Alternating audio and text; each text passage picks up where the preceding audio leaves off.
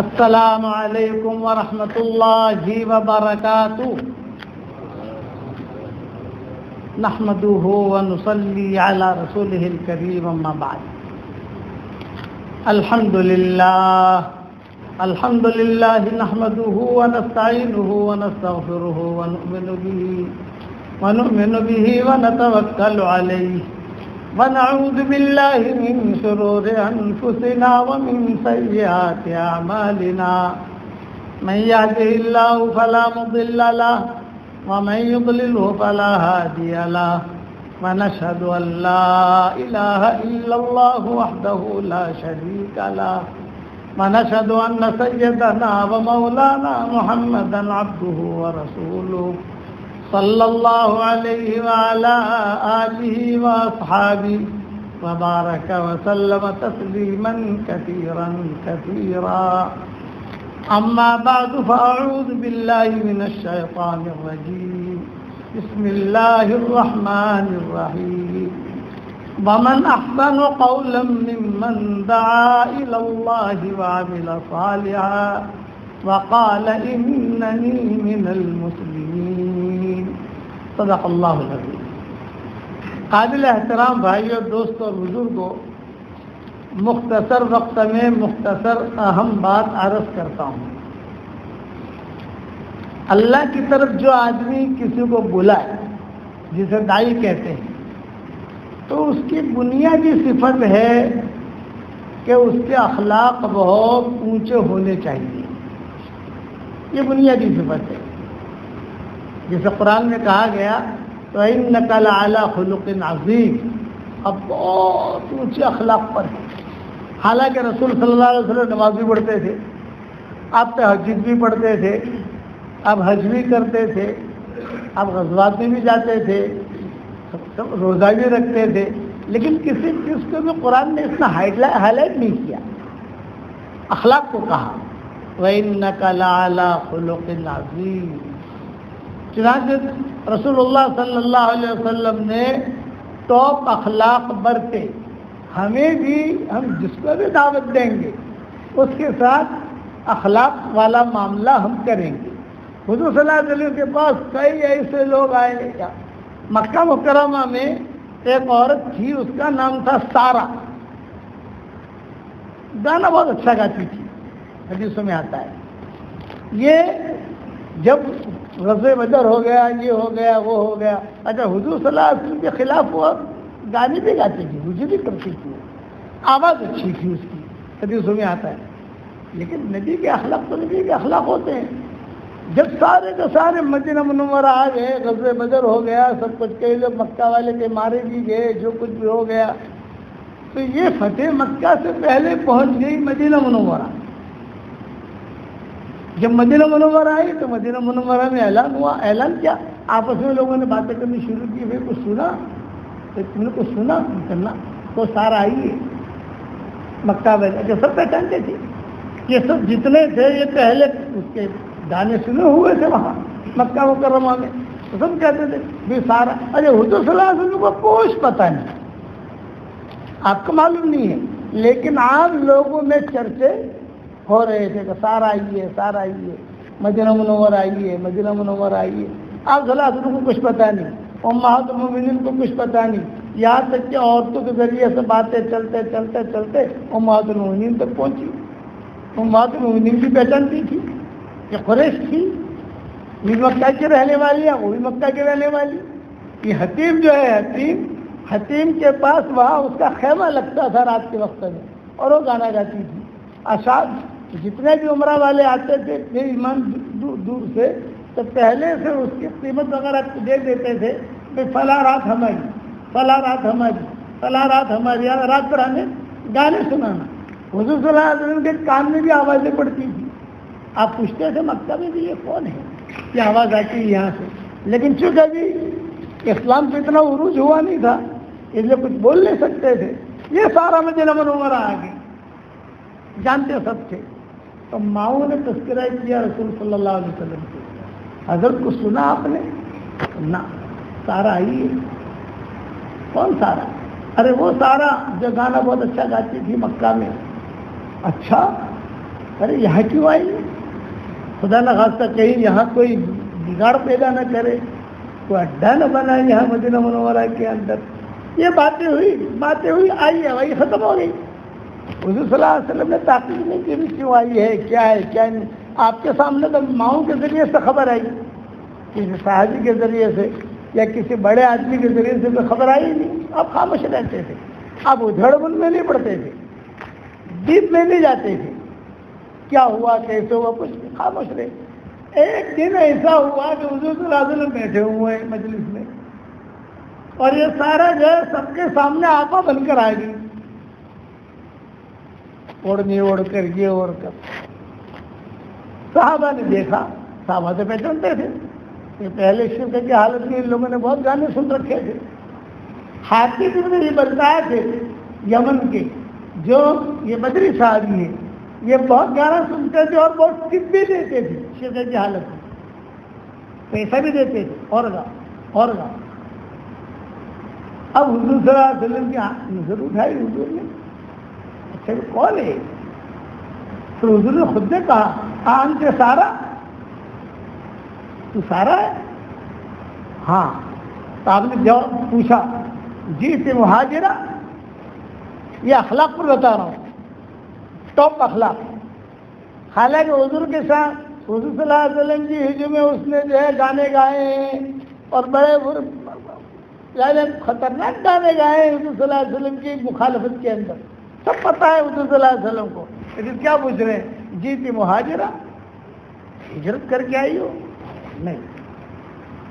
تو کیا پھر اسلام لانے آئی ہو؟ اس لیے کہ مکہ مدینہ منورہ میں کوئی آتا، ایک آدمی، دو آدمی، چار آدمی، پانچ آدمی، یہ اگر مدینہ منورہ میں آئے تو کوئی لڑائی کے لیے نہیں آتے تھے. ایک دو آدمی اتنا بڑے جتھے کا کیا مقابلہ کرے گا، اور ایک عورت کیا مقابلہ کرے گی. ہاں 100 50 100 200 300 ہتھیار لے کر آنے تو سمجھا جاتا تھا کہ یہ لوگ کی بری نیت سے آئے ہیں. یہ دیکھا کہ یہ عورت آپ سوال کر رہے ہیں جی تھی مہاجرہ، ہجرت کر کے آئی؟ کرونا مسلمان بننے آئی ہو؟ فرمانا. آپ نے فرمایا پھر کیوں آئی ہو؟ تو سارا نے کہا میں اس لیے آئی ہوں کہ بڑھاپے نے ڈیرا ڈال دیا، میری آواز بھی خراب ہو گئی، ہڈیاں بھی کمزور ہو گئی، پیٹھ جو ہے یہ بھی تھوڑی سی جھکنے والی بن گئی، بیماریوں نے مجھے گھیر لیا. اور جتنے میرے کسٹمر تھے یعنی جو میرا گانا سنتے تھے، پیسہ دیتے تھے، وہ کئی لوگ تو جو ہے بدر میں مارے گئے، اور جو بچے کچے تھے یہ آپ کے پاس آ گئے سارے کے سارے. صاحب بیٹھے ہوئے تھے کہ جو بچے کچے تھے وہ آپ کے پاس آ گئے. اب میرے لیے روزی روٹی کا کوئی انتظام نہیں رہا. تو آپ نے جھڑکا نہیں، بھاگ یہاں سے، کیوں آئی ہے؟ مجھے نہیں. آپ نے فرمایا اچھا تو کیوں آئی ہو؟ فرمایا آج میری کچھ مدد کرو، یہ مدد لینے آئی ہے. تو رسول اللہ صلی اللہ علیہ وسلم نے بیٹھے بیٹھے اعلان کیا ہاں ہاں ضرور ضرور میں تیری مدد کروں گا، ضرور مدد کروں گا. اور کہا میں مسلمانوں پر کوئی بوجھ نہیں ڈالوں گا. یہ نہیں ہے کہ مسلمان تم بھی نکالو تم بھی نکالو، نہ میں بنی قریش جو ہے، قریش میرے گھر والے، جس حضرت علی ہے، حضرت عباس ہیں، فضل ابن عباس ہیں، ان لوگوں کو کہوں گا کہ قریش میرے رشتہ دار تم کو جمع کرو. چنانچہ چادر بچھائی گئی اور قریش نے جو ڈالنا تھا وہ ڈالا، امہات المومنین نے بھی ڈالا، حضور صلی اللہ علیہ وسلم نے بھی ڈالا، اور حضور صلی اللہ علیہ وسلم نے کہا کہ لے سارا یہ لے کر تو چلی جا. یہ اخلاق آج ہمارے زمانے میں ہوتا تو اللہ معاف فرمائے اگر اس وقت میں جتنے بھی معمول کھانے میں نمک بھی زیادہ پڑ جائے تو بیوی پر اتنا غصہ ہوتا ہے، ارے تو نے نمک زیادہ ڈالا، یہاں ملی ہے اوپر مت ملنا. اتنا غصہ ہوتا ہے. اور ماں سب معلوم ہے اس نے یہ کیا یہ کیا یہ کیا یہ کیا. آپ نے جو خوب مال دیا، یہ دیا، جاؤ جاؤ جاؤ جاؤ لے جاؤ بھاگ جاؤ. انک لعلی خلق عظیم. فتح مکہ کے موقع پر اس کے بارے میں خاص صحابہ نے کہا کہ اسے قتل کر دیا جائے، اس لیے کہ اس نے آپ کے خلاف بہت یعنی آپ کے خلاف بہت باتیں کہی ہیں. آپ نے فرمایا معاف کر دو. پھر مسلمان ہوئی اور بقیع میں آ کر دفن ہوئی. حالات ایسے چلے کہ بقی میں آتا دفن ہوئی. یہی آیت نازل ہوئی یا ایھا الذین آمنوا لا تتخذوا عدوی وعدوکم اولیاء تلقون الیہم بالمودہ. یہ آیت جو ہے یہ سارا کے بارے میں نازل ہوئی کیونکہ سارا کا اور وہ صحابی جو تھے ان کا بہت زیادہ تعلق تھا حاتم بن بلتعہ کا, بہت پرانا تعلق. پرانا تعلق کا مطلب اب تو مسلمان, یہ تو مسلمان ہے, بدری ہے, وہ تو مشرکہ ہے, لیکن پرانی یادیں جب وہ نکلنے لگی سارا تو حاتم بن بلتعہ نے پوچھا سارا مکہ مکرمہ کب جا رہی ہے؟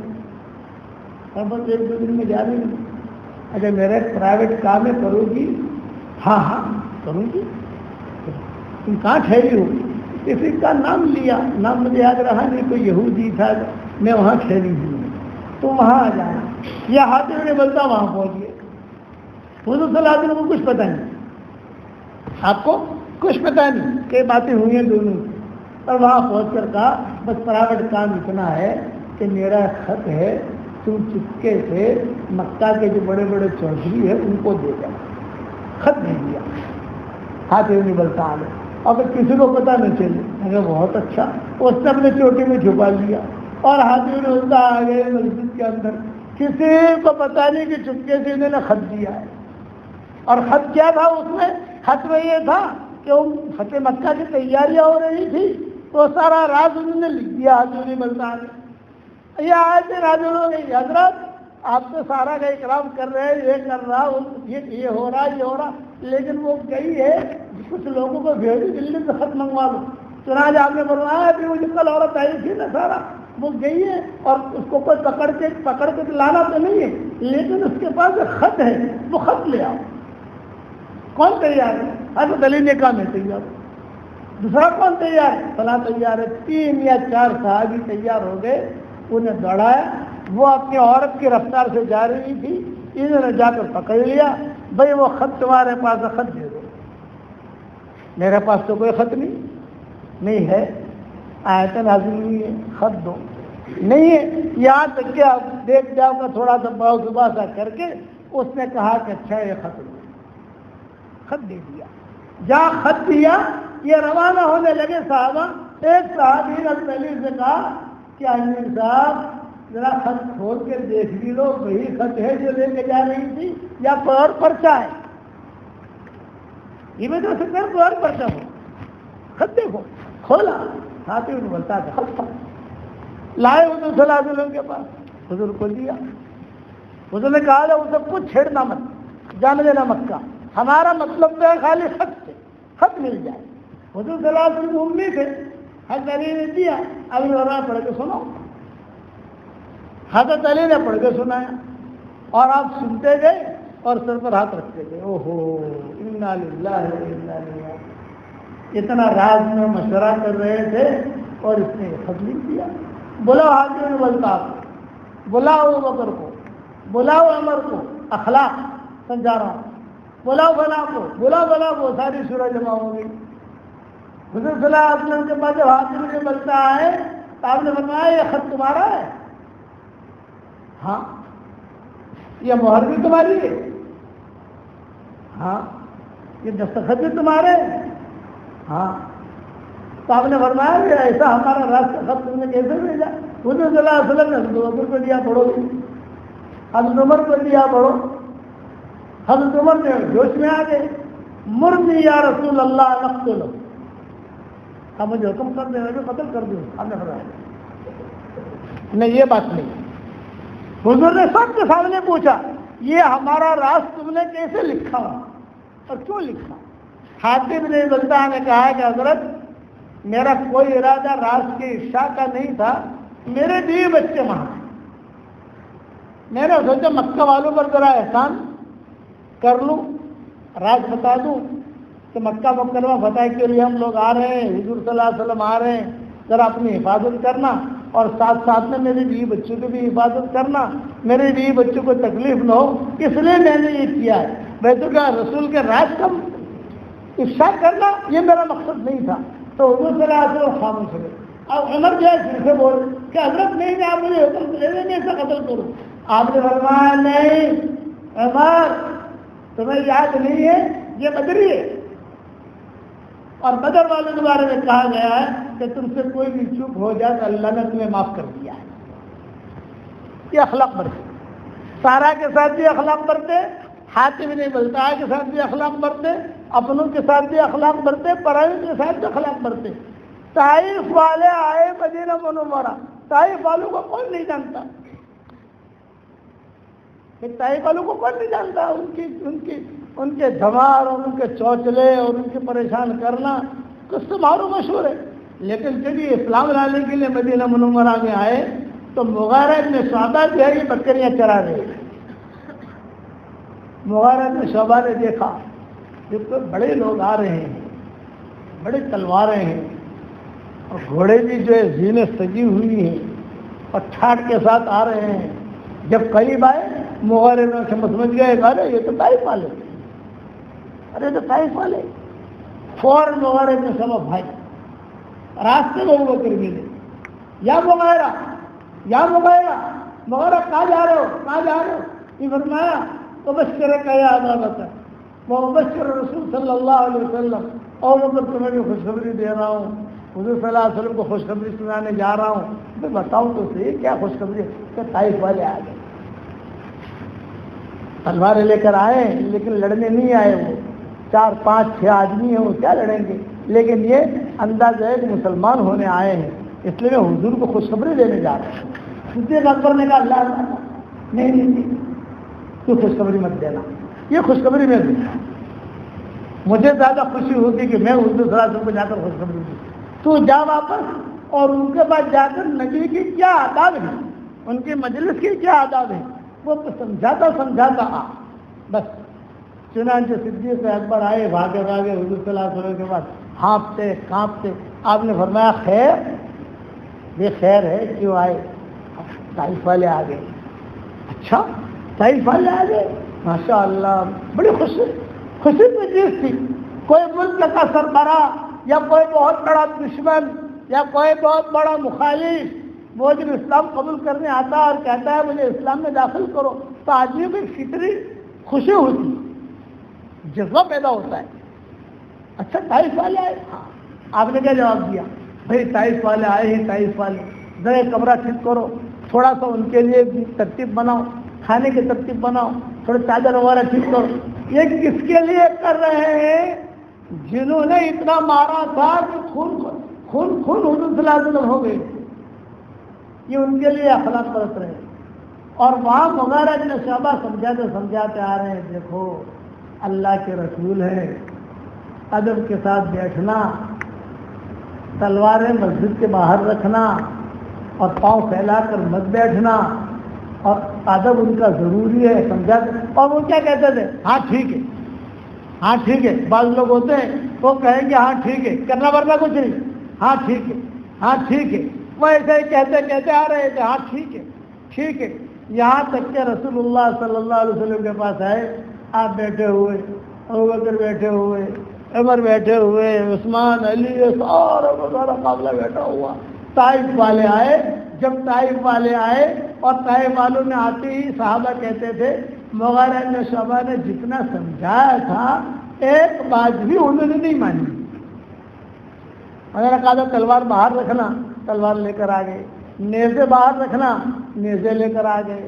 انہوں نے فرمایا کہ حضور صلی اللہ علیہ وسلم کے سامنے پاؤں پھیلانا, آتے ہی تلوار دھڑا دھڑ یوں زمین پر ڈالی اور ٹیک لگا کر پاؤں پھیلا کر بیٹھ گئے. حضور نے کوئی برا نہیں کہا. آپ نے ایک سوال کیا, بھائی کیوں آئے ہو آپ لوگ؟ ظاہر ہو آدمی پوچھے گا تو صحیح, آپ لوگ کیوں آئے ہو؟ کہ فرمایا ہے کہ ہم آئے ہیں کچھ آپ کی باتیں سننے کے لیے, اور آپ کی ہمارے پرانی رنجشیں بھی ہیں جو بھی ہے وہ, لیکن یہ کہ کل بات کریں گے. ابھی تو ہمارے لیے کھانے کا انتظام کرو اور ہمارا خادم مقرر کرو, اور خادم ہمارے لیول کا ہونا چاہیے. یہ نخرے دیتے. لیکن حضور صلی اللہ علیہ وسلم کیا کہہ رہے ہیں؟ ہاں ہاں ٹھیک ہے ٹھیک ہے. بھائی بتاؤ کون خدمت کرے گا ان کی؟ ایک صحابی طے ہوئی, یہ کرے گا؟ نہیں, یہ تو ہمارے لیول سے نیچے کا ہے. اچھا یہ آدمی یہ بھی ہمارے لیول سے نیچے کا ہے. تو تم کس کو چاہتے ہو یہ بتاؤ آپ کی خدمت کے لیے. یہ فرمایا خالد ابن سعید،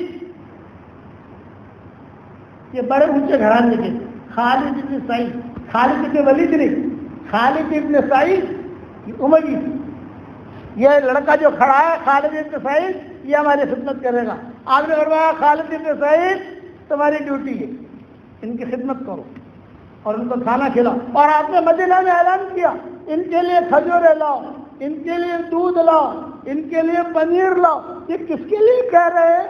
ان لوگوں کے لیے جنہوں نے ستایا تھا. چنانچہ خالد بن سعید خدمت میں لگے. ان طائف والوں نے بلایا خالد بن سعید کو، کھانا جو بھی آئے گا پہلے تو کھائے گا، اس کے 1 گھنٹے کے بعد ہم کھائیں گے. ہو سکتا ہے کہ پرانی بھڑاس نکالنے کے لیے کھانے میں زہر ملا دو تو زہر کا اثر 1 گھنٹے کے بعد ہوتا ہے. تو خالد بن سعید کہتے تھے وہ چکتے چکتے میرا پیٹ بھر جاتا ہے.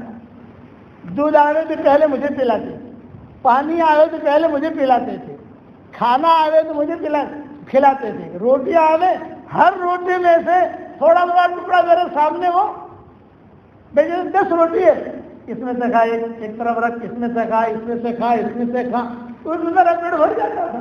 پھر یہ لوگ کھاتے ہیں ایسے رکھنے والے تھے. چنانچہ روایت میں اب جو ہے حضور صلی اللہ علیہ وسلم خاموش. دوسرے دن آپ گئے اخلاق یہ فرمایا ہاں بھی ختم بکن اتر گئی. ہاں اتر گئی. بتاؤ کیوں آئے؟ یہ لوگ مسلمان ہونے آئے ہیں لیکن ہماری کچھ شرطیں ہیں. آپ نے فرمایا بتاؤ. یہ فرمایا کہ ہم جو ہے 6 مہینہ تو اللہ کی عبادت کریں گے اور 6 مہینہ بتوں کی پوجا پاٹ کریں گے. آپ نے فرمایا یہ نہیں ہوگا. اور اگر 9 مہینہ اور 3 مہینہ کر لو، 9 مہینہ اللہ کی عبادت، 3 مہینہ بتوں کی. آپ نے فرمایا آج انہوں نے کہا 10 اور 2 کر لو، نہیں. 11 اور 1 کر لو، نہیں. یہ کہا کم سے کم یہ اتنے سالوں سے بتوں کی پوجا پاٹ کی ہے، یہ ہم پوجا پاٹ نہیں کریں گے تو یہ بت ہم سے ناراض ہو جائیں گے. تھوڑا ٹائم دے دو ہم کو، کر سال میں 1 مرتبہ ہم خالی بتوں کی پوجا پاٹ کریں. آپ نے کہا 1 گھڑی بھی نہیں، 1 منٹ بھی نہیں، اس کی اجازت نہیں. بلکہ آپ نے جملہ کہا ان بتوں کو تو تمہیں توڑنا پڑے گا. یہ آپ نے فرمایا ارے نا نا نا نا ہم کیسے توڑیں، ہم نہیں توڑیں گے. تو آپ نے فرمایا کوئی بات نہیں، تم مت توڑنا، ہم توڑیں گے. اس پر حضور نے تعلیم کو بھیجا تائی بت توڑنے کے لیے، جاؤ وہاں جا کے تم اس کو توڑو، ختم کرو. یہ بات ختم ہو گئی. اب ایک شرط اور ہے. بتاؤ. میں کہا شرط یہ ہے کہ ہم جو ہے نماز نہیں پڑھیں گے. یہ رکوع کرنا، سجدہ کرنا، یہ کرنا، وہ کرنا، یہ کیسا ہے؟ آپ نے ایک جملہ فرمایا لا خیر فی دین لا رکوع فیہ. لا خیر فی دین لا رکوع فیہ. اس دین میں کوئی خیر نہیں ہے جس میں رکوع نہ ہو. نماز تو پڑھنی پڑے گی. تو انہوں نے کہا اچھا نماز پڑھیں گے لیکن فجر میں عشاء کی نہیں پڑھے گی. فجر میں نیند بہت آتی ہے اور عشاء میں ہماری عادت ہے شراب وغیرہ پینے کی، تو ہم ذرا شراب وغیرہ پی کر ہم مست ہو کر سو جاتے ہیں. یہ 2 نمازیں بھی آپ نے فرمایا 5 نمازیں تمہیں پڑھنی پڑے گی. اچھا ٹھیک ہے. اب وہ لوگ مسلمان ہوئے، یہ طائف والے مسلمان ہونے کے بعد وہاں گئے. یہی طائف والوں میں سے محمد ابن قاسم پیدا ہوئے اور وہی محمد ابن قاسم نے یہاں ہمارے ہندوستان سندھ کے اندر کام کیا. ہوتے ہوتے ہوتے ہوتے ہوتے آج اللہ تعالیٰ نے اسلام یہاں تک پہنچایا. یہ حضور صلی اللہ علیہ وسلم کے اخلاق تھے. اسی وقت اگر حضور صلی اللہ علیہ وسلم سستے کا معاملہ کر دیتے، چلے جاؤ یہ بات نہیں سنتے ہم، یہ معاملہ یہاں تک نہ پہنچتا. اس لیے میں نے عرض کیا یہ بنیادی چیز ہے اخلاق برتنا. ابو ہریرہ کی ماں جو تھی مشرکہ تھی اور ابو ہریرہ مسلمان. ایک ہی گھر میں دونوں رہتے تھے مدینہ منورہ میں. بعد میں ان کی شادی ہوئی ابو ہریرہ کی، بہت بعد میں شادی ہوئی، لیکن گھر مدینہ کا یہ حال یہ تھا ایک چارپائی اماں کی، ایک چارپائی ابو ہریرہ کی. اور رات بھر دونوں ماں اور بیٹے جو ہے آپس میں حضور صلی اللہ علیہ وسلم کے بارے میں سوال جواب کرتے رہتے. ابو ہریرہ تعریف کرتے اور ماں جو ہے برائی کرتی. ابو ہریرہ تعریف کرتے، ماں جو ہے برائی کرتی. ایک دن ماں نے کچھ سخت جملے کہہ دیے ابو ہریرہ کو برداشت نہیں ہوا، بھاگے حضور صلی اللہ علیہ وسلم کے پاس ہے. ارے میری ماں کے لیے بد دعا کر، میری ماں کے لیے بد دعا کر. کیا ہوا؟ یہ کہا. آپ نے ہاتھ اٹھائے اور ایک جملہ کہا، اللہم اہد ابی ہریرہ، اے اللہ ابو ہریرہ کی ماں کو ہدایت دے، اے اللہ ابو ہریرہ کی ماں کو ہدایت دے. بس ابو ہریرہ کہتے میں بول دیا. واپس آیا، ایک ہی کمرہ تھا، دروازہ بند اور پانی گرنے کی آواز آ رہی ہے. ماں نے پہچان لیا ابو ہریرہ آیا ہے. کہا مہلن یا ابا ہریرہ، مہلن یا ابا ہریرہ. ابو ہریرہ ٹھہرنا علامت. میں درخت کے نیچے کھڑا ہو گیا. چنانچہ ابو ہریرہ رضی اللہ تعالیٰ عنہ فرماتے ہیں میری ماں نے دروازہ کھولا، اپنی اوڑھنی وغیرہ ٹھیک کی، بال وغیرہ ٹھیک کیے اور پانی پڑا ہوا تھا. اور دروازہ کھولتے ہی میری ماں نے کہا اشہد ان لا الہ الا اللہ واشہد ان محمد رسول اللہ. یہ اخلاق. ابو ہریرہ کہتے ہیں میں نے جو سنا میں گھر میں داخل نہیں ہوا، واپس گیا حضور صلی اللہ علیہ وسلم کے پاس تشریف فرماتے. ابو ہریرہ نے کہا کہ حضرت روتا ہوا آیا تھا اور ہنستا ہوا واپس آ رہا ہوں. کہ کیا ہوا؟ ماں مسلمان ہو گئی. شفقت. اس لیے یہ کچھ قصے میں نے بیان کیے ہیں. یہ تو میں نے مختصر بیان کیے. میں نے میری کتاب بکھرے موتی میں اس قسم کے قصے بہت جمع کیے ہیں. ایک نہیں، بہت جمع کیے. ایک کو معاف کرتے گئے. کوئی بات سچ مکہ ہوا. ابو سفیان نے آ کر کہا کہ حضرت مجھے معاف. آپ نے فرمایا بالکل معاف. حضرت عباس نے کہا کہ حضرت ذرا تھوڑا سا چودھری جیسا ہے، تھوڑا اس کی عزت ہو ایسا آپ اعلان فرمائے. تو حضور صلی اللہ علیہ وسلم نے کہا من دخل دار ابی سفیان فهو آمن. ابو سفیان کے گھر میں کوئی داخل ہو جائے اسے امن مت مارو. ابو سفیان بول پڑے ارے میرا گھر تو چھوٹا سا ہے، کتنے لوگ آئیں گے میرے گھر میں، آپ تو بڑے آدمی ہیں، ذرا اپنا دل کھول کر اعلان کیجیے. آپ نے فرمایا من اغلق بابہ فهو آمن. اپنے گھر کا دروازہ بند کر لے اسے امن مت مارو اس کو. ابو سفیان نے کہا کہ تھوڑا سا اور. آپ نے تیسری مرتبہ کہا من دخل دار حکیم ابن حزام فهو آمن. یہ حکیم ابن حزام بہت بڑے زمیندار، بہت بڑے چودھری تھے، بہت بڑا بنگلہ تھا ان کا. من دخل دار حکیم ابن حزام فهو آمن. حکیم ابن حزام کے گھر میں جو آ جائے اسے امن. ابو سفیان نے کہا کہ اس کے بغلے میں بھی کتنے آئیں گے؟ مکہ میں تو مرد اور عورتیں بچے بھرے ہوئے ہیں. ذرا اور آپ نے فرمایا من دخل مسجد الحرام فهو آمن. جو مسجد حرام میں آ جائے اسے امن. تو ابو سفیان نے کہا حضرت کوئی بیچارہ گاؤں سے آتا ہوگا، جدہ سے آتا ہوگا، کوئی یہاں سے آتا ہوگا، مسجد حرام میں پہنچتے میں مار دے گا. تو فرمایا من القى السلاح. جو اپنے ہتھیار کو ڈال دے اسے امن. حضرت اگر ہتھیار نہ ہوا تو اچھا کوئی بیٹھ جائے، میرے سامنے سے کوئی آ رہا ہے بیٹھ گیا، چلو میں بیٹھ گیا، اسے امن. یہ اعلان سن کر یہ سارے کے سارے مکہ والے دنگ رہے. یہ کیا آدمی ہے؟ یہ کون ہے؟ اس لیے حضور صلی اللہ علیہ وسلم نے ایک کو کہا، ایک دفعہ بھاگ کر چلے گئے تھے. لمبا قصہ ہے. بعد میں جب ان کی بیوی لے کر آئی تو کہا کہ حضرت یہ میرا شوہر بھاگ گیا تھا. آپ نے فرمایا اکرمہ بھی کیا چاہتے ہو؟ آپ کیا چاہتے ہو؟ تو کلمہ پڑھ لے مسلمان ہو جائے گا. کون ہے؟ ابو جہل کا بیٹا، جس کے بارے میں اعلان ہو گیا تھا جہاں ملے قتل کرو. صفوان بن امیہ جہاں ملے قتل کرو. اکرمہ بن جہل جہاں ملے قتل کرو. سب کو حضور نے معاف کر دیا. تو بھی بات. کچھ لوگ صرف ایسے تھے، کچھ گنے چنے جو مقابلے پر آئے تھے خالد بن ولید کی، تو انہوں نے ان کو صرف مارا ہے، باقی کسی نے کسی کو نہیں مارا. یہ اخلاق بنتے. اس اخلاق کی وجہ سے سارا کا سارا عرب جو ہے وہ یعنی پکڑ گیا ہے، کہنے لگا کرے اتنا اونچا آدمی کیا کیا ہمارے ساتھ۔ اس لیے میرے پیارے بھائیوں دوستوں بزرگوں، 3 باتیں ذہن میں رکھنا۔ داعی کے اخلاق بہت اونچے ہوں گے، داعی شفیق ہوگا، انی لکم ناصح امین، یہ کہا نصیحت شفیق ہوگا۔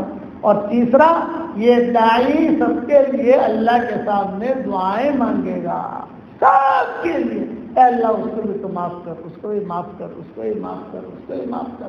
چنانچہ ہندا جو تھی وہ کہتی تھی کہ جب ان کو اعلان کر دیا بلکہ میں تو مسلمان ہو گیا ہوں، یہ ہندا بڑی خطرناک تھی، اس نے سب کے سامنے ابو سفیان کی مونچھیں پکڑ کر، ابو سفیان کی بیوی تھی، تو اس نے جو ہے فوراً ان کو پچھاڑا ابو سفیان کو، اور سارے مجمع کے سامنے کہا او مکہ کے نوجوانوں میرا شوہر کو قتل کرو، کالا نمر اقتل الدسم الاحمر، یہ کالا نمبر نہیں سب قتل کرو، اتنے دن حضور سے لڑتے رہے، آج یہ کریں تو ابو سفیان کیا کہتے تھے، اے بچوں یہ بڑھیا کی بات مت ماننا تو مر جاؤ گے تم، اس کی بات مت ماننا، میری بات ماننا، یہ اللہ کے نبی ہے، باتیں یہ ہندا بھی مسلمان ہو گئی۔ اس لیے 3 باتیں مختصر وقت میں عرض کر دی، اخلاق، شفقت، اور رات کو اللہ کے سامنے رونا۔ کرو گے انشاءاللہ بھائی، اور یہ صرف بغیر اللہ کے تعلق کے دن نہیں، بغیر اللہ کے دن نہیں، بغیر چلنے کے بغیر ضرورے لگائے نہیں ملتی۔ اس کے لیے خوب ذکر کا اہتمام ہو، دعاؤں کا اہتمام ہو۔ اور میں نے 3 نصیحتیں کی تھی ابھی اثر کے بعد بچوں کو، وہی آپ کو بھی کرتا ہوں۔ یعلم سرکم، اللہ ہمارا باطن جانتا ہے، وجہرکم، ہمارا ظاہر بھی جانتا ہے، ویعلم ما تکسبون، ہم جو کرتے ہیں وہ بھی اللہ کو معلوم ہے، چھپا ہوا نہیں ہے۔ اللہ کے ساتھ اپنا معاملہ کلیئر کرو، اگر چپ ہو جائے استغفار کرو، استغفار کا دروازہ کھلا ہوا ہے۔ صحیح حدیث میں آتا ہے 24 گھنٹہ اللہ کا دونوں ہاتھ پھیلا ہے، 24 گھنٹہ۔ ان اللہ یبسط یدہ باللیل لمسیء النہار ویبسط یدہ بالنہار لمسیء اللیل، رات میں اللہ ہاتھ پھیلاتے ہیں اور کہتے ہیں وہ دن کے گنہگار آ جا میں تجھے معاف کر دوں، دن میں اللہ ہاتھ پھیلاتے ہیں اور کہتے ہیں اے رات کے گنہگار آ جا میں تجھے معاف کر دوں، کیا بچا؟ اللہ تعالیٰ خود کہتے ہیں، بلکہ بعض حدیث میں کی کتابوں میں یہ بھی لکھا ہے گناہ ہو گیا ہے، اب آدمی کیا کہتا ہے؟ یہی کہے گا اللہ مجھے معاف کر دو، تو اس نے کہا اے اللہ، آگے بولا نہیں، دل میں کیا ہے مجھے معاف کر دے کہنا، اس نے کہا اے اللہ، اللہ جواب دے دے گا معاف کر دیا کری۔ ان اتیتنی لیلا قبلت ان اتیتنی نہارا قبلت تبارزنی بالمعاصی فی النہار وانا اکلوک علی فراشک فی اللیل، رات میں آئے گا میں تجھے قبول کر لوں گا، دن میں آئے گا تو میں تجھے قبول کر لوں گا، گھبرا مت۔ چپ ہو گئی۔ میرے والد صاحب رحمۃ اللہ علیہ بہت پیاری بات فرماتے تھے، بیٹا ہم فرشتے نہیں ہیں کہ ہم سے گناہ نہ ہو، یہ بات ہے، اور ہم شیطان بھی نہیں ہیں کہ ہم توبہ نہ کریں، فرشتوں سے گناہ نہیں ہوتا اور شیطان جو ہے وہ توبہ نہیں کرتا، ہم تو انسان ہیں، گناہ ہوگا فوراً توبہ کرو۔ جہاں گناہ ہو گیا، گناہ کی مثال ہے جراثیم کی، گناہ کی مثال ہے جراثیم، اور توبہ کی مثال ہے اینٹی بائیوٹک، جراثیم آتے ہیں اینٹی بائیوٹک لیتے نہیں لیتے، بعض اینٹی بائیوٹک بہت ہائی لیول کی ہوتی ہے۔ ہم حج جو ہم کرتے ہیں مکہ مکرمہ میں، تو ہمیں جو حج کراتا ہے بادشاہ کا ڈرائیور ہوتا ہے علی الحیانی، اس نے ہمیں قصہ سنا ہے، حج میں ہم بیمار ہوتے ہیں، کئی لوگ جو ہے آرگو کے ساتھ ہنسا ہمارا طبیعت بہت خراب ہے، تو ایک ڈاکٹر شریف ہے مصری ہے، ایک شاہی ڈاکٹر ہے، میں نے ان ساتھیوں سے کہا کہ ڈاکٹر شریف کو ذرا بلا لو، کوئی دوائی ووائی دے دے، مینا پہلا اور بخار اور سردی اور نزلہ. ڈاکٹر شریف آئے اور ڈاکٹر شریف نے جو یہ دیکھا انشاءاللہ انا جی بچ جاؤ. کل اس کے پہلے میں ڈھگے ہوئے تھے انا جی بچ جاؤ. وہ دوائی لے کر آئے صرف ایک گولی لے کر آئے تو جب کھا لو انشاءاللہ میں نے کہا یہ گولی جو کہا ہاں یہ ہمارے یہاں بادشاہ وغیرہ جب بیمار ہوتے ہیں ہم یہ گولی دیتے ہیں. یہ گولی کھانے سے 6 مہینے کی بیماری نہیں ہے. ایک گولی. ارے لگا ہمارے ہندوستان میں تو 15 گولیاں لیتے ہیں یار. صبح اتنی کھانا دوپہر کو اتنی کھانا رات کو اتنی کھانا شام کو اتنی کھانا. اللہ مولانا یہ اینٹی بایوٹک جو ہے بہت ہائی لیول کی اور غیر مفید ہے. آپ ایک گولی کھا لو تو آپ وہ جو گولی کھائی آہستہ بخار وغیرہ ایک گولی بخار وغیرہ اور بولے کہ آپ 8 مہینے تک تو جوان رہیں گے انشاءاللہ. کیونکہ یہ بڑے بڑے جتنے امیر ہیں ان کو یہی دوا دیتے ہیں. وہاں سے لوگ لا نہیں سکتے لیکن اجازت دے کر لاتے ہیں ہر کے جہاں تو لے لیتے ہیں. کی اجازت نہیں حکومت کی طرف لیکن ہم تو ڈاکٹر ہیں اسپتال کے ذمہ دار ہیں. میں نے کوئی کہا جیسے تیرے قبر گناہ جو ہے یہ جراثیم ہے اور کلمہ جو ہے یہ ہائی لیول کا اینٹی بایوٹک. قرآن شریف کی تلاوت جو ہائی لیول کی اینٹی بایوٹک. وَمَن يَعْمَلْ سُوءًا أَوْ يَظْلِمْ نَفْسَهُ ثُمَّ يَسْتَغْفِرِ اللَّهَ يَجِدِ اللَّهَ غَفُورًا رَحِيمًا. کتنے کیا گیا ہے؟ وَمَن يَعْمَلْ سُوءًا أَوْ يَظْلِمْ نَفْسَهُ ثُمَّ يَسْتَغْفِرِ اللَّهَ يَجِدِ اللَّهَ غَفُورًا رَحِيمًا. گناہ ہو گیا آپ نے کو ظلم کیا تو مجھے وہ استغفار کرے تو اللہ کو غفور رحیم پائے گا. اللہ وعدہ کرتا ہے معاف کر دوں گا تو گھبرا مت تو معافی کا مانگ. اس لیے اگر ہم کو چوک ہو جائے اسے بھی ہمارے مسائل کیا کہتے ہیں اٹھتے بیٹھتے اے اللہ معاف کر دے اے اللہ معاف کر دے اے اللہ معاف کر دے.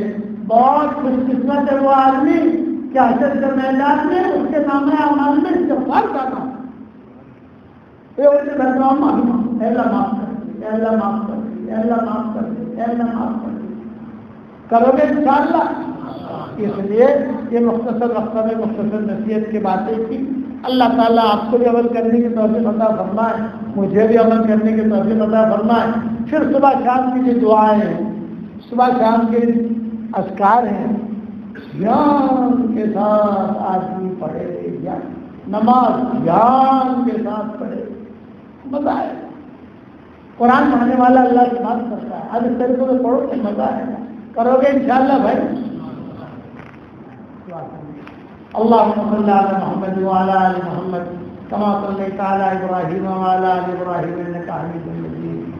اللهم لك الحمد كما انت اهل وصل وسلم على سيدنا محمد كما انت اهل وافعل بنا ما انت اهل فانك اهل التقوى واهل المغفرة. اللهم لا تردنا خائبين اللهم لا تردنا حاسدين اللهم لا تردنا خاسرين بل ردنا الى دیننا ردا جمیلا. اے اللہ ہمارے گناہوں کو معاف فرما. اے اللہ ہمارے خطاؤں سے درگزر فرما. اے اللہ اس خانقاہ میں اس ادارے کو تو قبول فرما. اے اللہ ہمارے یہاں آنے کو تو قبول فرما. یہاں جتنے تیرے نیک بندے آرام کر رہے ہیں نیک بندیاں آرام کر رہی ہیں جتنے مسلمان مرد اور عورتیں اس سال کی حالت میں دنیا سے خوش ہوئے ہیں اے اللہ ان سب کی قبروں کو تو نور سے منور فرما. ان کا درجات کو بلند فرما. کروٹوں انہیں آرام نصیب فرما. ان کی ہڈی ہڈی کو جنت نصیب فرما. ہمارے گاؤں میں آنے کو قبول فرما. یہاں سے قیام کو قبول فرما. یہاں سے جانے کو قبول فرما. اے اللہ اس قبر کی تو پوری پوری حفاظت فرما. اے اللہ دین کے لیے ہم سب کو دور اور دیر کے لیے تو قبول فرما. اے اللہ اقوام عالم کی ہدایت کے فیصلے فرما. برادران وطن کی ہدایت کے فیصلے فرما. اے اللہ ہمارا کھویا ہوا دین ہمیں واپس دے دے. ہمارا کھویا ہوا قرآن واپس دے دے. ہماری کھوئی ہوئی عزتیں واپس دے دے. کھویا ہوا دعوت کا کام واپس دے دے.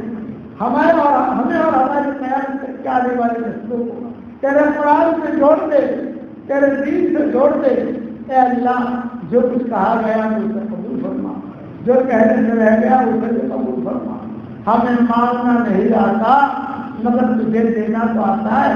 اپنے کرم سے عطا فرما, اپنے فضل سے عطا فرما. اے اللہ اگر آپ نے ہمارا نام صحیح اور نیک تختوں میں لکھا ہو تو ہمارا نام انہیں میں لکھے رکھیے, اور اگر آپ نے ہمارا نام شقی اور تختوں میں لکھا ہو تو ہمارا نام ان کی فہرست سے مٹا دینا, اور نیک لوگوں کے فہرست میں ہمارا نام لکھ لینا. لکھنا بھی آپ کا کام ہے, مٹانا بھی آپ کا کام ہے, لوح قلم بھی آپ کے پاس ہے. پورے قصبے کو تو قبول فرما لے, قرب و جوار کی بستیوں کو قبول فرما لے, قرب و جوار کے علاقوں کو قبول فرما لے, پورے یوپی کو قبول فرما لے. اے اللہ اس مجلس میں فرشتے بھی موجود ہیں اور آسمان پر فرشتے ہی فرشتے ہیں. اے اس مجلس کے فرشتوں, ہمارا رب ہم سے اٹھا ہوا ہے, ہمارے روح کے ورق کو تم منوا دو, ہمارے روح کے ورق کو منوا دو. اے اللہ تمہیں اتحاد مرکز کا معاملہ فرما. اے اللہ تیری مخلوق میں سے دنیا میں جو جہاں پریشان حال ہو ان کے پریشانیوں کو دور فرما. اے اللہ جس کی جو حاضر ہو اس کے حاضر کا تو غیر تکفل فرما. اے اللہ رسول اللہ صلی اللہ علیہ وسلم کی سفارش کا ہم پر نصیب فرما, اور اپنے فضل و کرم سے ہماری دعاؤں کو قبول فرما. جس کے دل میں جائز مرادیں ہیں آگے سب کے جائز مرادوں کو پوری فرما کر اس میں خیر کی شکل اور سنت پیدا فرما, اور اپنے فضل و کرم سے ہماری دعاؤں کو قبول فرما. سبحان ربک رب العزة عما یصفون وسلام علی المرسلین والحمد للہ رب العالمین.